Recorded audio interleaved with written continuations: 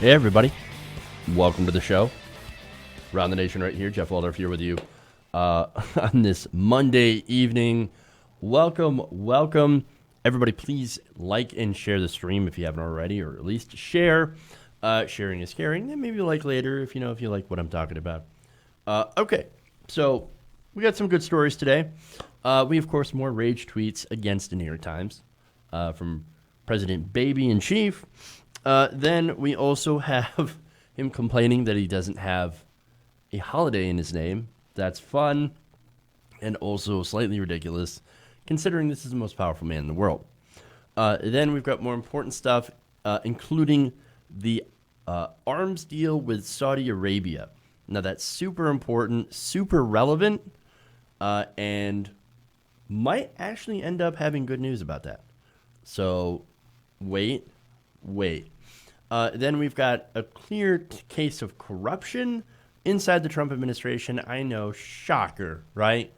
Involving Jared Kushner and more of his business interests. So now we know more. Report by The Guardian is really, really good. So I'm going to break that down, and I'm going to show you why this is a problem and what this possibly could open Kushner up to. Then we have, of course, a good old dunking on Franklin Graham. Oh, love it. So, should be a lot of fun. All right. So, before I get into the stream, I want to thank some people who support the show. So now, especially in this era of, we've seen deplatforming, we've seen a lot of demonetization, left-wing channels as well as right-wing channels getting hit with demonetization and all that stuff. I want to thank everybody for supporting us through Patreon, patreon.com/TYTNation. Our videos get hit quite often with demonetization, especially ones that talk about things like the Saudi arms deal. So if you like that kind of story and you want me to do more of it, the best way to do is to support the channel so that when we get demonetized, we can still continue to do that kind of stuff, the hard-hitting stuff, and not have to worry about, I can't pay the bills. So that's the reason that I ask you guys to go and be patrons, patreon.com/TYTNation. All right, and now let me shout out some people who support me on the show. Nancy Guts, Monty, Gerardo Peralta, Chris Robato, Gregory Ledger, Dan Peachy, and Douglas Watkins. So thank you to all those people who support us, patreon.com/TYTNation. That's how you can support independent progressive media. There's another way to do so, too, and that's through the YouTube memberships program. Channel member, and I want to thank Sebastian Dorner, Joseph Apagard Peltier, the third. I always love that, the third in there. So it's very dignified. And so, and of course, I know Joseph pretty well. And so I would like to think, anyway, we've talked at least a couple of times, and he's a stand-up dude. So thank you, Joseph. I appreciate that. Then we have so many mods, so little time. I think I probably gave a shout out on Thursday's show, but there it is again. Thank you for supporting independent progressive media. You want to hit join that way, you hit the join button. Okay. With all that out of the way, hopefully everybody had a great weekend. I appreciate, I hope you all did. Mine was good. Mine was decent. There was a lot of rain, a lot of work, kind of getting the house up to where we want. I just want to talk for a second here about one of the viewers. I'm not going to say who it is having a little bit of a rough time. And so I just want to, give a shout out and hope that he's, that he's able to feel better about himself. Because again, you guys, I pay attention to you guys, and I watch the chat, and I see who's having hard times, and I see who's, I see you guys, and so You're like the best audience that I could ask for. And I just want to thank you, and I just hope you guys are doing good. And I want to, again, for those of you who are doing, not so well, like, I got your back. Okay. All right. All right, let's move on. Start the fun stuff. All right.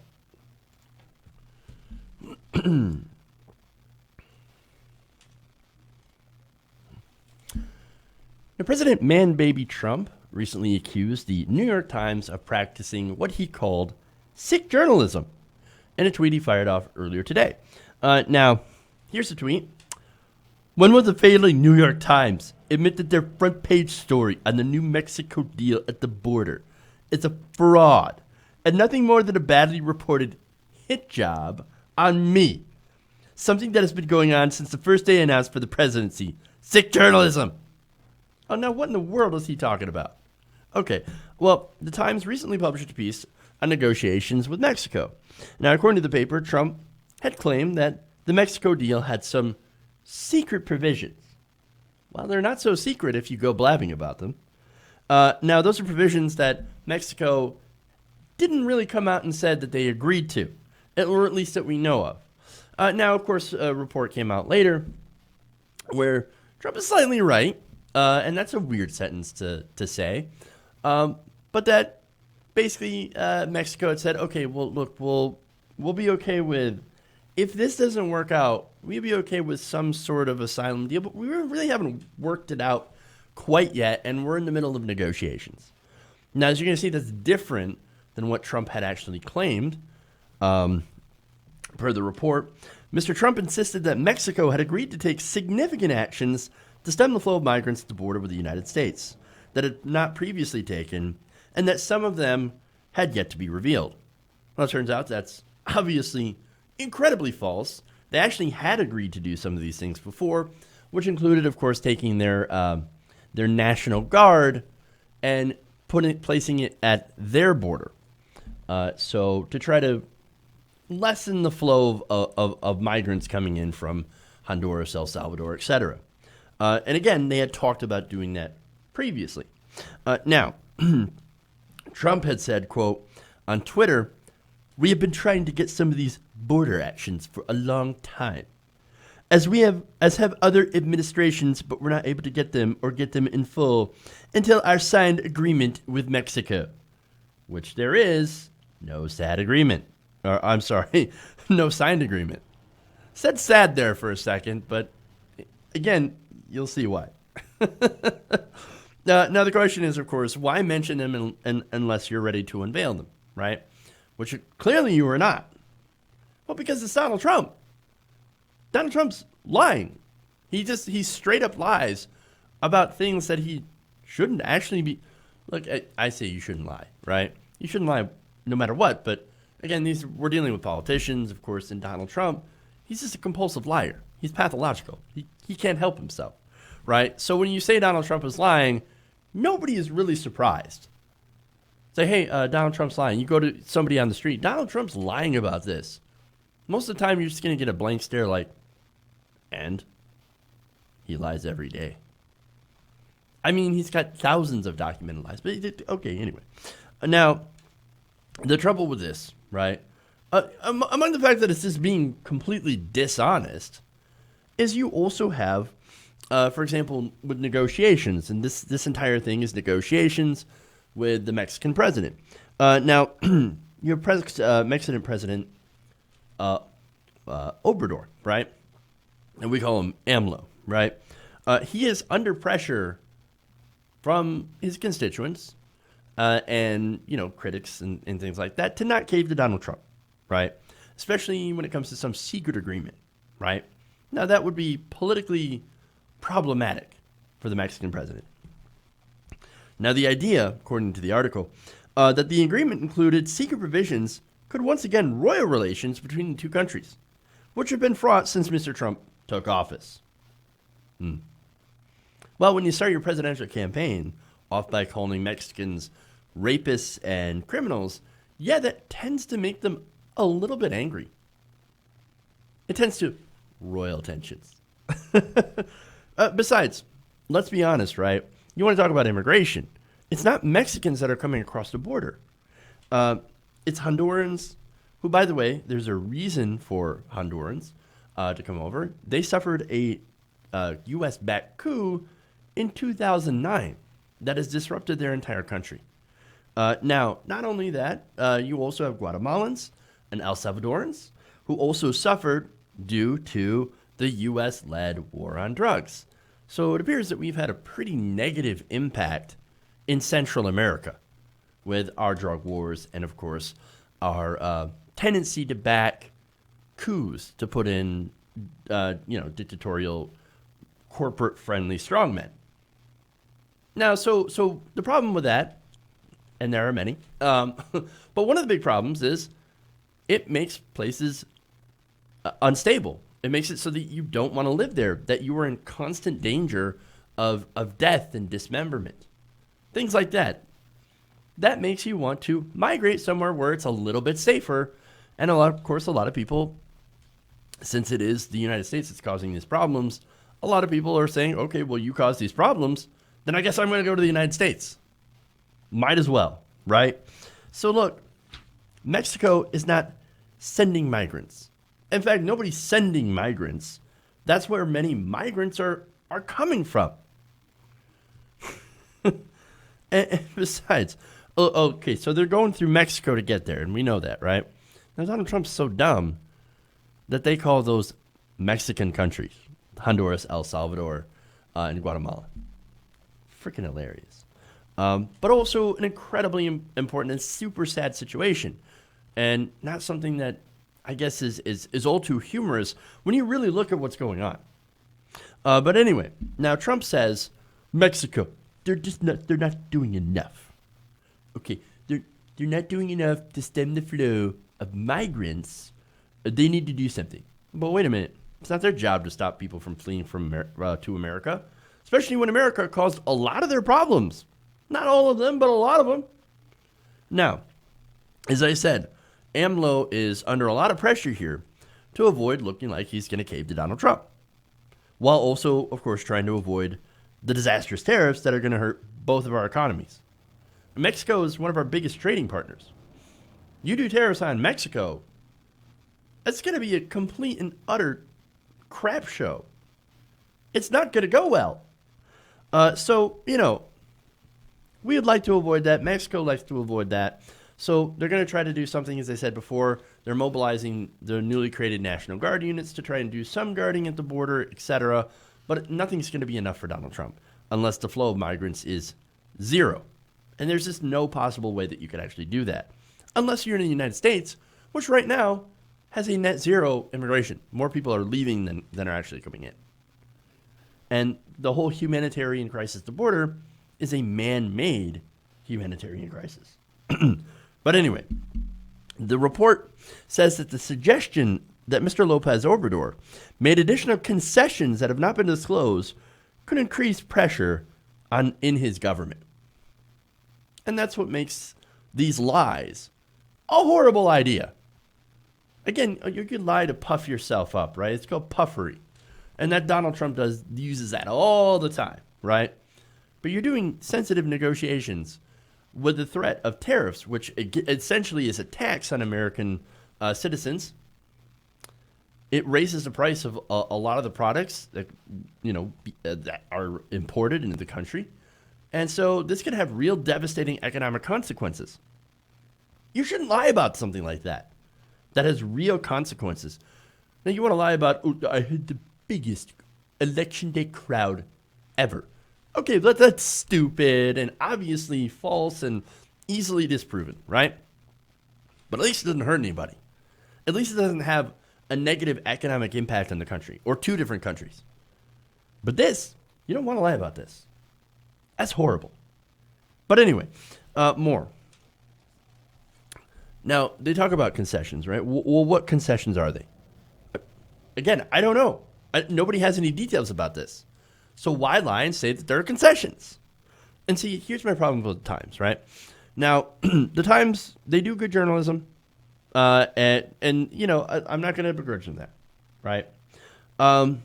But they give Donald Trump too much credit, and they give him the benefit of the doubt sometimes, which drives me insane.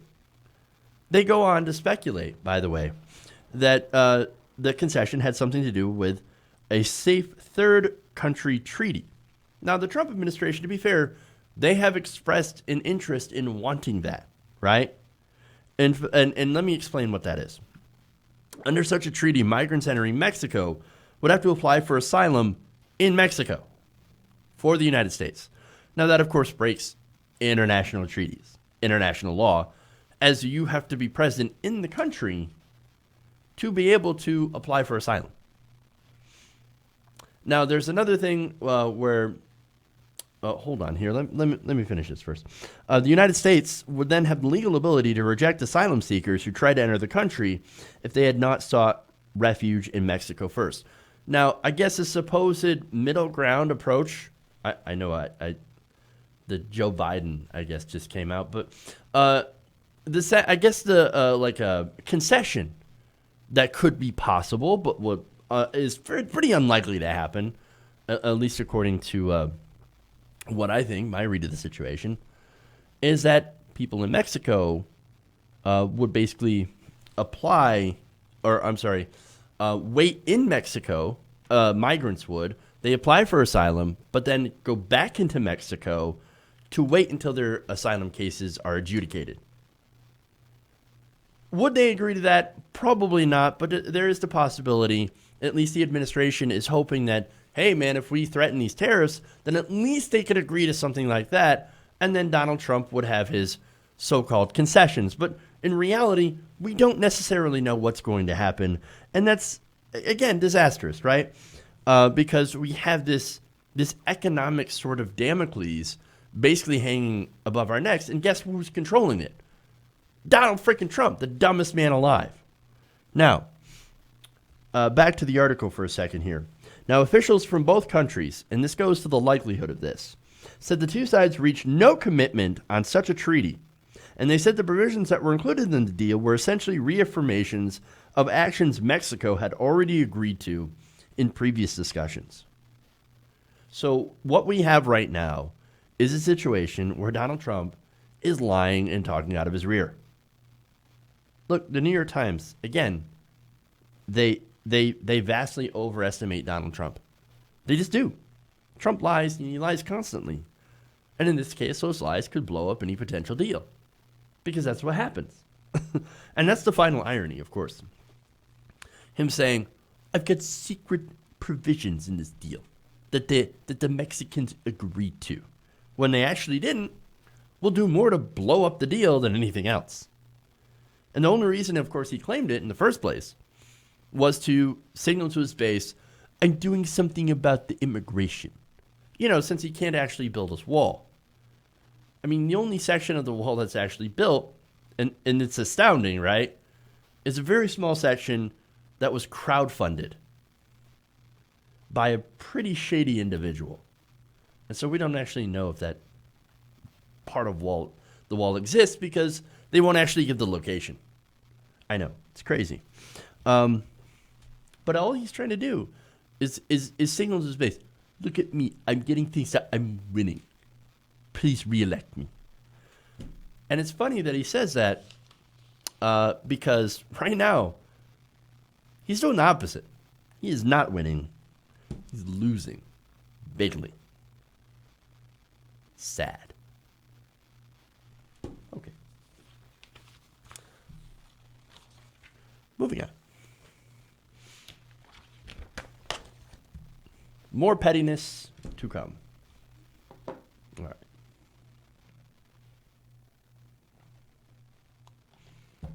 right. You gotta love these sidebars. Pictures are great. All right. Over the weekend, President Trump went on the attack during a little bit of a Twitter tantrum that ended with him, of course, trying to make himself look better than former President Barack Obama.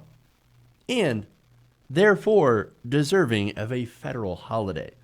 I'm better than Obama, so I should get a day that celebrates me.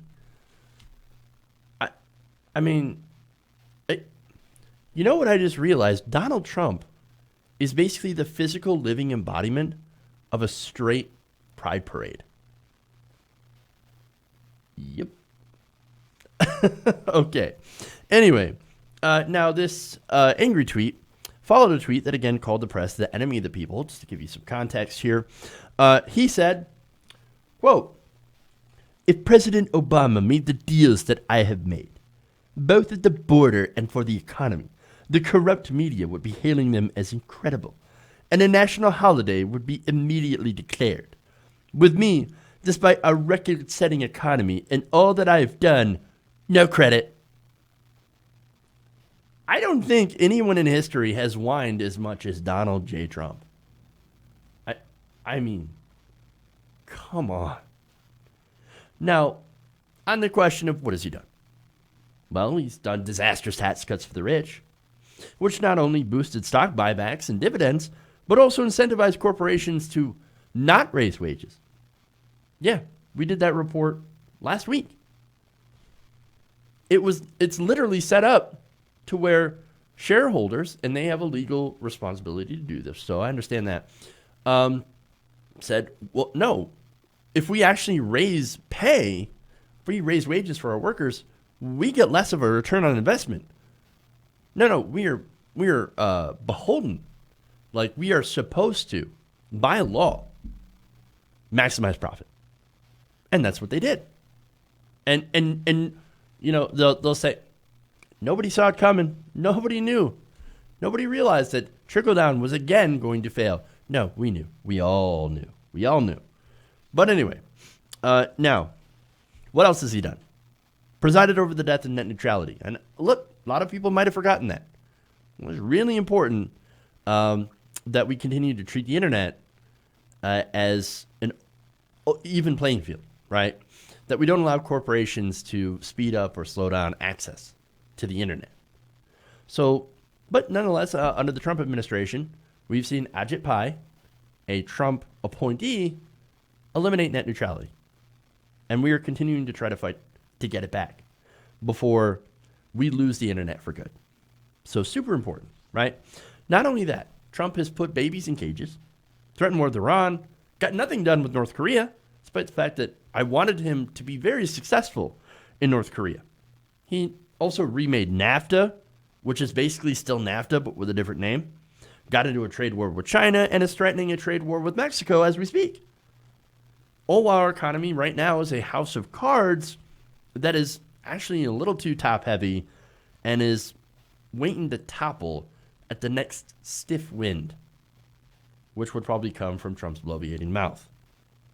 Anyway, now, and yet the media who gave him $2 billion of free media during his election and gave him enormous props for not crapping his pants while reading from a teleprompter just last week.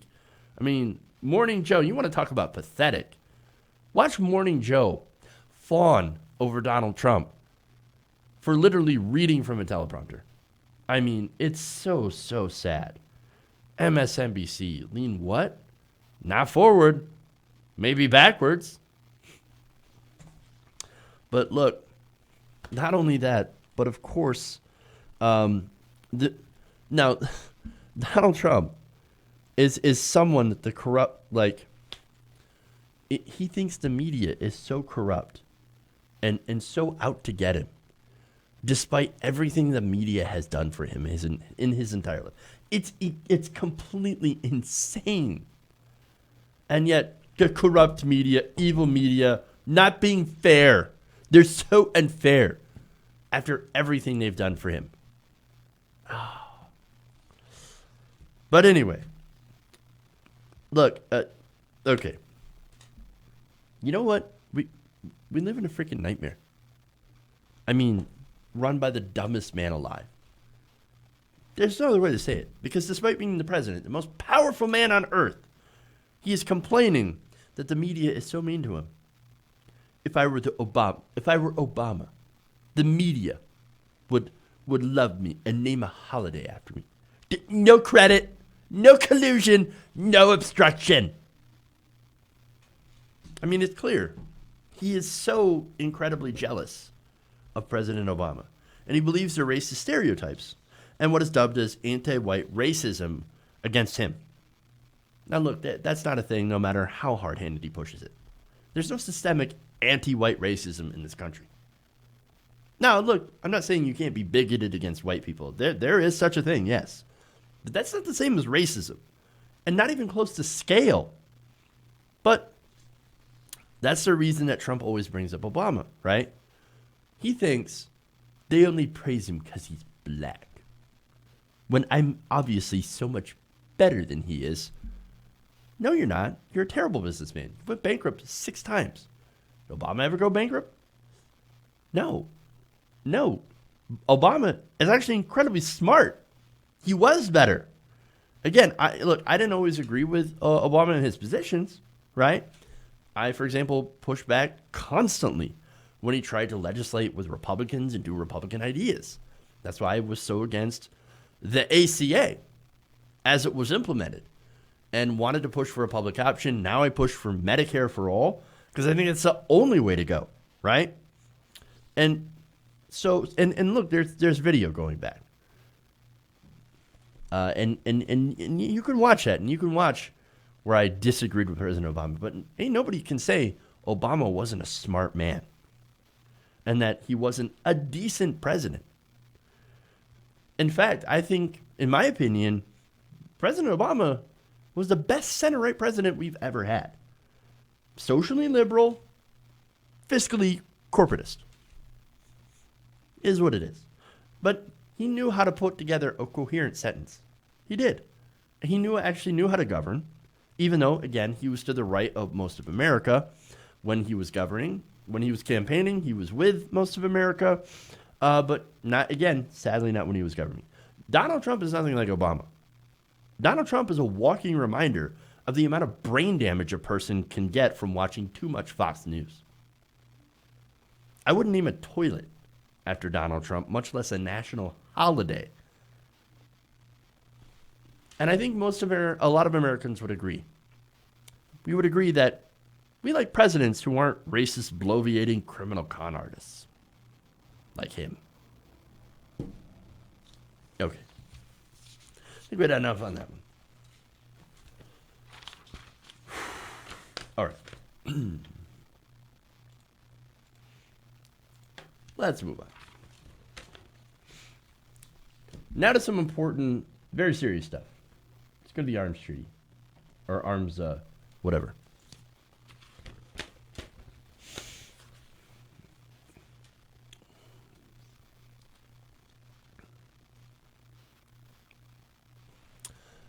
Now, several Republican senators have joined Democrats in pushing back against President Trump's arms deal with Saudi Arabia. Now, this is according to a report from Politico. Senators Chris Murphy and Todd Young, who's a Republican, are trying to use a provision in the Foreign Assistance Act to trigger a vote that could that holds billions of dollars in arms sales to the fundamentalist country.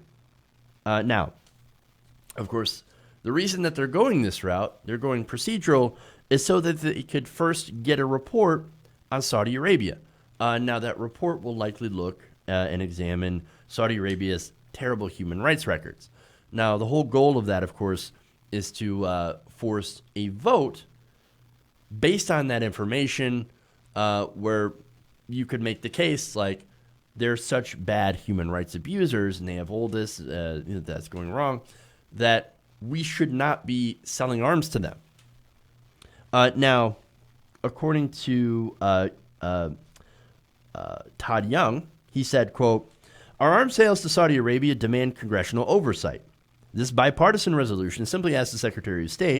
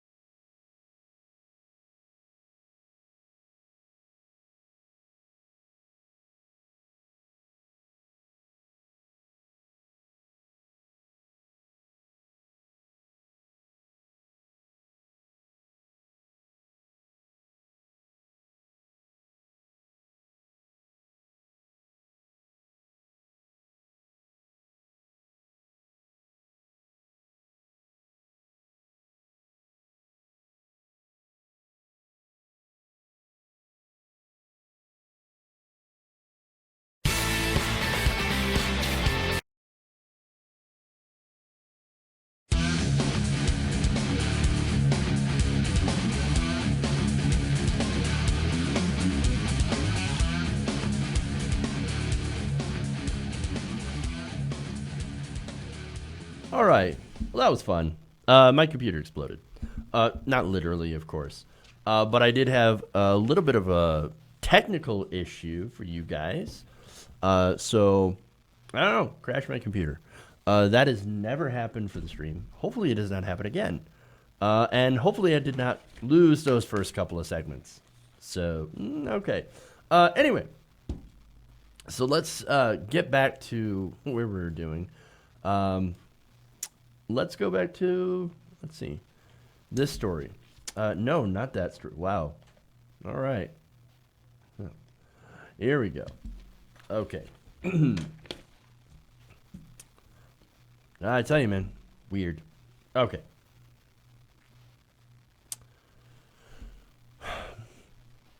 Now, several Republican senators have joined with Democrats in order to push back against President Trump's impending arms deal with Saudi Arabia. That arms deal, of course, would be worth billions of dollars. Now, according to a report in Politico, Senator Chris Murphy, who's a Democrat, is working with Todd Young, Republican from Indiana, to try to stop this arms deal. And the way they're doing it is trying to use a provision in the Foreign Assistance Act. Now, that, of course, would apparently trigger a vote to halt this arms deal. Now, the first step for them, of course, in order to do that, is to get a report on Saudi Arabia and their terrible human rights record, among other things. Now, Young said in a statement, quote, "Our arms sale to Saudi Arabia demands congressional oversight. This bipartisan resolution simply asks the Secretary of State, that's Mike Pompeo, to report on some basic questions before moving forward to them. The ongoing humanitarian crisis and complicated security environment in Yemen requires a sustained attention, and we cannot permit U.S. military equipment to worsen the situation." Now, it is important that he mentions Yemen because right now there is a famine going on in Yemen thanks to the Saudi Arabian blockade. Now, Murphy and Young both serve on the Foreign Relations Committee, and Young chairs the Senate GOP's campaign arm, which is an organization generally supportive of the president and his policies. Now, on this, and that's important, pointing out that basically he is there generally in his position to support Republican presidents in whatever they do. In this case, not doing that. Not doing that. He's actually taking a good stance, and that is against President Trump. And I'm not saying it's good because it's against President Trump. And what I'm saying is that it's good simply because it actually takes a good, bold stand against what's happening in Yemen. Now, Murphy and Young are among a bipartisan coalition of senators who support reducing the United States' role in Yemen and stopping arms sales to Saudi Arabia. Now, the main push for this wasn't necessarily Yemen. It actually was because of the killing of Washington Post journalist Jamal Khashoggi. Now, that actually, I think, woke Washington up from its stupor, and they realized, oh, Saudi Arabia. It turns out they're not the good guys. They're not really a great regime there. Turns out they have massive human rights abuses. They still murder people, cut off their heads for apostasy and witchcraft, and they cut off people's hands for stealing. They execute people for adultery. I mean, this is a fundamentalist, horrifying regime. And now Washington's like, oh, wait, no, since they killed one of ours, a Washington Post journalist, well, now we have to do something about it. But hey, you know what? I'll take it. We shouldn't be selling weapons to Saudi Arabia anyway, especially since those weapons have been documented being used against the civilian population in Yemen. Now, Murphy had said the Trump administration had, quote, been given effectively a blank check to the Saudis, turning a blind eye to the brutal murder of Jamal Khashoggi and allowing their ballistic missile program to expand. The process that we're setting in motion will allow Congress to weigh in on the totality of our security relationship with Saudi Arabia, not just one's arms sale, which is really important, and restore Congress's role in foreign policy making. Now that is important. Thank you. See, the problem here is that since at least the Iraq War, Congress wasn't doing their job in preventing constant warfare in the Middle East. And of course, then again, if they had that power, Would they actually use it? My guess is maybe not. But they haven't had that option since the executive branch has basically been gathering more powers to, expand conflicts than they should have constitutionally, right? And now first, of course, with George Bush. George Bush was pretty bad, got us into 2 unfunded wars, but you can't ignore the role of President Obama, who had promised to end those wars and actually didn't. He instead continued those wars and actually ramped up the use of drone warfare. So his role cannot be forgotten. And then, after Obama had increased the use of drone weaponry, here you got Donald Trump, which actually made it even worse. Now people are being killed. Okay. That is really strange. I don't know what's going on here.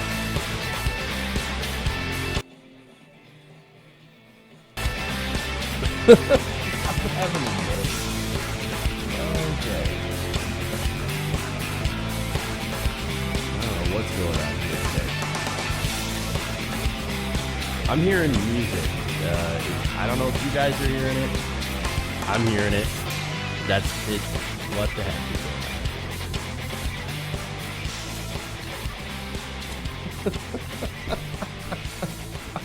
What's going on? Hey, everybody. Welcome to the show. Okay. Around the Nation right here. Jeff Waldorf here with you. Here we go. I found it. I got you. Okay. Let's move back in here. All right. Oh, man, I'm going to have a lot of fun editing. Okay, anyway. So now, look. We're in such a serious story, man. I would, man. Okay. Look. As I said, the whole thing started with George W. Bush.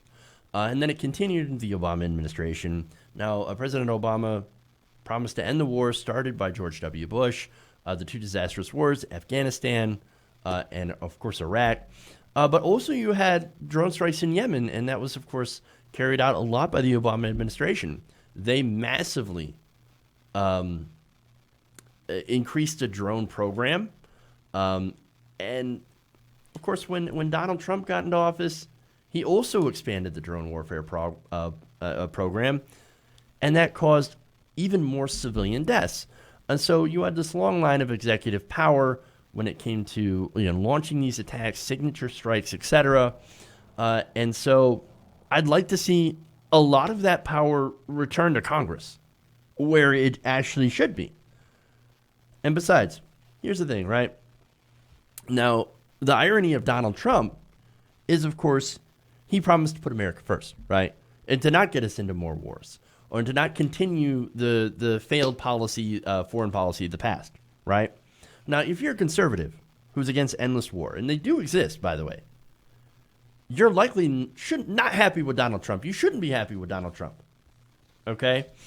Because, again, he's all in on helping the Saudis with their genocide in Yemen. I mean, think about it this way. You're actually helping create more terrorism when you do that in the Middle East. When you bomb the Middle East, or when your weapons are used to kill innocent people, you're going to see USA on that bomb. Who do you think you're going to go after? And right now, millions of innocent Yemenis are being starved by the Saudi blockade. And the whole thing is completely inhumane. And of course, there have been calls from the left, Ro Khanna, Bernie Sanders, as well as the right wing, to end our involvement in that conflict. And normally, look, when we talk about bipartisan, right? In this case, bipartisanship is actually a good thing. Most of the time, it's to pick our pockets. In this case, it's actually good because here you have both sides interested in stopping our involvement in the genocide in Yemen. And look, you even have Lindsey Graham. And you guys were probably wondering why there's a big old picture of Lindsey Graham. It's because he's even on board. Now, this is a guy who at most points over the last few years has had his lips firmly glued to Donald Trump's behind. Even he is saying, I don't agree with Trump. We should not sell weapons to the Saudis. I mean, when even Lindsey Graham is going up against Donald Trump, that is a major defection, right? And also, I think a win for progressives, who, as usual, lead the way. That's why we're progressives. And in this case, of course, trying to make sure that we don't sell weapons to a brutal regime and that are using them to kill people, innocent people. Now, if this passes the committee and gets to the floor, which it hasn't yet, there is a chance that even if it passes, which I don't know with Mitch McConnell, I mean, he's literally known as the Grim Reaper when it comes to this. There is a good chance that it could be vetoed by Donald Trump. And so that's where it comes into MAGA guy, anti-war conservatives. If you're there, and I know there's got to be some of you who were, voted for Donald Trump because at least he's not going to get us into another disastrous war. At least he's not going to support brutality, right? And it's going to stop the immigration crisis. Well, how do you stop millions of innocent Yemenis or tens of thousands of Yemeni refugees from trying to come over here? You maybe look at the root of the problem. The fact that we're allowing and selling weapons to a regime that is literally bombing them to death. So if you're a MAGA guy and you're worried about that stuff, well, it's your turn to call them out. I mean, and some of you have, to be fair, but where's the rest of you? Where's all of you anti-interventionists on the right? It's your turn to shine. Your turn to tell Donald Trump that you are not interested in continuing this bloody genocide in Yemen. Okay.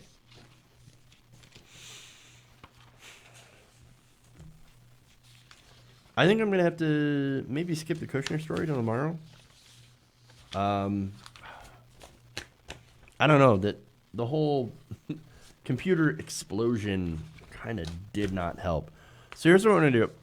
I'm just going to take a quick break. I'll take a couple of your comments, and then we'll come back. We'll do the Franklin Graham story to have a little bit of fun, and we'll save Kushner for tomorrow. I know, right? It's been a day, and I don't want to run over TYT's time. So we're going to do that. We're going to come back real quick after the break, and we'll do one more story. Stay right here, Around the Nation.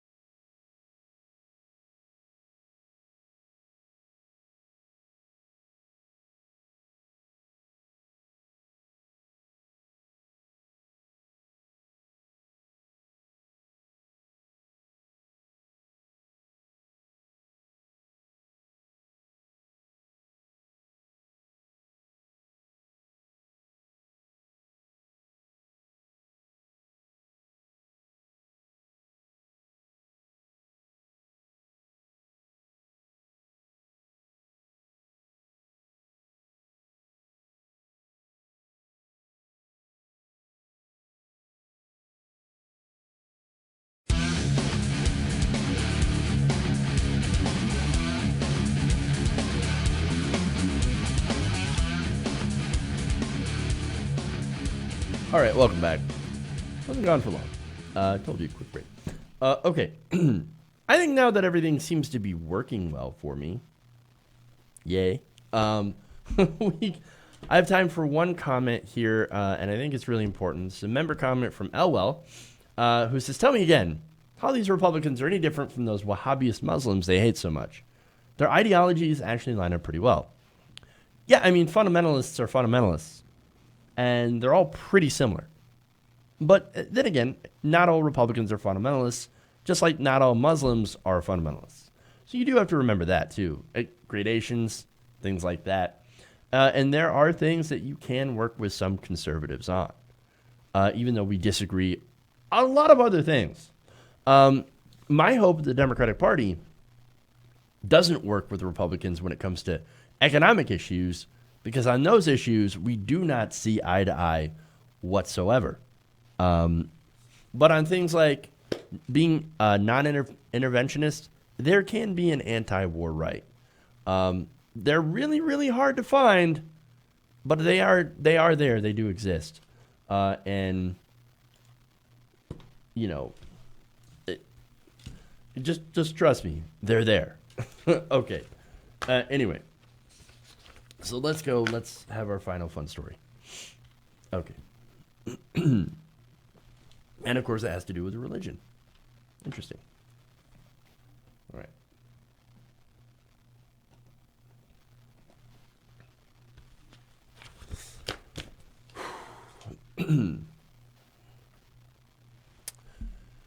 Now, Franklin Graham spent one of the biggest gay pride weekends attacking gay people. And now he's rightly getting destroyed on social media for it. And I am all about it. Now, praising the news that the U.S. State Department under President Trump now wants to ban gay pride flags from flying at American embassies around the world, Graham took to Twitter and Facebook. Now, before I read you that post, I just want to point out how even though the Trump administration says, oh, you're not going to fly the gay pride flag, the pride flag is still up at all the embassies. Oops. Anyway, nonetheless, let's get to the stupid from Franklin Graham. He says, I want to thank President Donald J. Trump and Secretary of State Mike Pompeo for making the decision not to fly the gay flag over our embassies during June in recognition of Gay Pride Month. That is the right decision, he says. The only flag that should fly over our embassies is the flag of the United States of America. The gay pride flag is offensive to Christians and millions of people of other faiths. Really? Like the Muslims, perhaps? The Muslim fundamentalists that you so hate that you just happen to align with on a lot of issues? Oops. Interesting admission. And then he continues by saying, not only in this country, but everywhere around the world, the U.S. flag represents our nation, everyone, regardless of race, religion, or sexual orientation. And so by saying the pride flag does not, then somehow it's discriminatory? Are you claiming that you're discriminated against? Oh, the irony. This is why, of course, the United States, stuff like this is why we're the Alabama of the developed world. This is ridiculous. But he continues playing victim by highlighting the story of an anti-gay Christian florist, Baronelle Stutzman. Now, Baronelle Stutzman just lost her case at the Washington State Supreme Court. So she is basically the owner of the sole owner of a flower shop. And, of course, here we go. She got in trouble for not selling flowers to a gay couple. Now, he said, it's Baronelle's religious freedoms that are being discriminated against. Baronelle should have the freedom not to participate in something she feels is wrong. Oh, boy. Look, man, I'm going to say the same thing to Baronelle Stutzman that I'd say to a Muslim butcher. If you don't want to do your job, get another job. If you don't want to, sell flowers to anybody who wants flowers, right? Whether it be a gay couple or a man who, committed adultery on his wife. You're supposed to be against that, right? Or whatever. It's the same thing that, again, I would say to a Muslim who refuses to chop pork, right? Hey, it's against my religious beliefs to touch pork. Then don't be a butcher. Then don't be a butcher. Go do something else. That's all I have to say on that. Look, I know I'll get the response of, Jeff, you don't understand. It's her religious beliefs. Well, then she better be boycotting shrimp and not wearing mixed fibers. I mean, those literally are in the same book. And I don't know, according to a lot of people in this religion, no sin is weighed more heavily than any other. They're all considered the same. They're all sins. right? Equal in balance. So you want to go eat the abomination of the sea, shellfish. Well, that's the same kind of sin as laying with a man laying with another man, right? So my question is she going to go after this case, protest Red Lobster? Or maybe not. Something tells me that it has to do with cherry picking for what she wants to follow in her religion. And which is kind of course, what Franklin Graham does. So now, here's what people are saying in response to Graham's latest rant.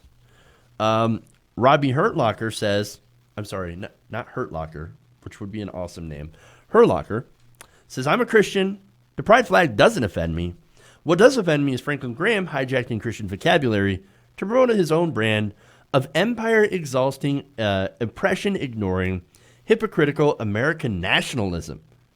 There's more Constantine than Jesus in his rhetoric. Oh, I love that. So good. Ms. Betty Bowers says, you know what's offensive to Christians? A greedy man obsessed with homosexuality and abortion, two things Jesus never mentioned, and judging others and acquiring riches, two things Jesus told him not to do. Again, it's easier to get into heaven than a man it's easier for a rich man to get into heaven than it is to squeeze a camel through the eye of the needle. As only pretending to be a Christian, but it's speaking for all of them again. Scotty D says, no, I don't pray for demons like you and your ilk. You're a greedy fraud. You are of the devil, Frank. Dang. John Storr's editorial board says, only offends fascist Christians. Eddie says, I'm offended that you support and pray for the most corrupt, decadent, deviant man who's ever held office, that you're a cuckold and a liar and go against everything the Bible stands for. That is, woo, ouch. That's brutal. He's going to have to patch himself up after that one. Sonia Ramos says, I'm a Christian, and the only people who offend me are those who lack love. Don't show mercy, even though Jesus taught us to show mercy, for we have been shown mercy, and those who have the audacity to pass judgment on others. John Aravosa says, other face, you don't even speak for all Christians. In fact, you don't even speak for most of them. The arrogance of bigots like Graham always astounds me. They speak for their own little hateful congregation, and they think we represent all Christianity. Fortunately, they don't. Matthew Gomes says, baptized and confirmed Anglican, holds an honors civil bachelor of theology, also queer. Maru says, the Jesus I know would have made them a beautiful floral arrangement. Then he would have turned towards the Pharisees, the religious hypocrites like yourself, and would have told them to love their neighbors as they love themselves. MK says, one day I pray you wake up and realize the LGBTQ community were placed here by love that created you. They are uniquely created in God's image too. FG, this is a test. Can you love people the way Jesus did with a total commitment, unconditional love? Man. Emma Gernard says, what he's saying is offensive to the LGBTQ community. I bet he hasn't considered that. There's nothing wrong with being religious, but that is no excuse for homophobia. And I hope the pride flag is proudly on show for everyone to see. The pride flag, sorry. I've been talking too fast. All right. Hugo Sticklitz says, bigot is not a faith. Now, look, these are great responses. These are the kind of Christians that I absolutely love. Now, I'm an atheist. I have no beliefs, right? And I actually used to call out Christians a lot for being against this, right? And say, hey, you know, why don't you come out and why don't you go after people like Franklin Graham? And they are. And that's wonderful. More so than I thought previously had imagined would come out to call out this hatred. And you know why? It's because people like Franklin Graham don't represent the majority of Christians. They honestly don't. There's a small hateful sect of Christianity, just like there is in Islam, Judaism, even Buddhism. I mean, what they're doing, and of course, even atheism, right? There is small hateful sects of every group, every religion, and even in non-religion. And it's crazy. And they think that their hate is representative of their group or their faith. In reality, of course, it's a mixed bag. The downside, of course, is And there's a downside and there's an upside to religion, of course. And both of that have to do with what you get to choose to follow. Some people will choose love, acceptance, and kindness, and others will choose hate and division. And that's the unfortunate reality of dealing with religion. Now, the thing is, lucky for us at this time, and it wasn't always true, but for now, love is outweighing the hate. Okay. All right. That's it. That's all I got time for you, you guys. Again, sorry for all the technical issues. I don't know what the hell happened. But thank you for watching Anime. We will be back tomorrow. Thank you guys. Love you. And remember, change begins with you. Good night, nation. We'll see you guys tomorrow. Have a great night.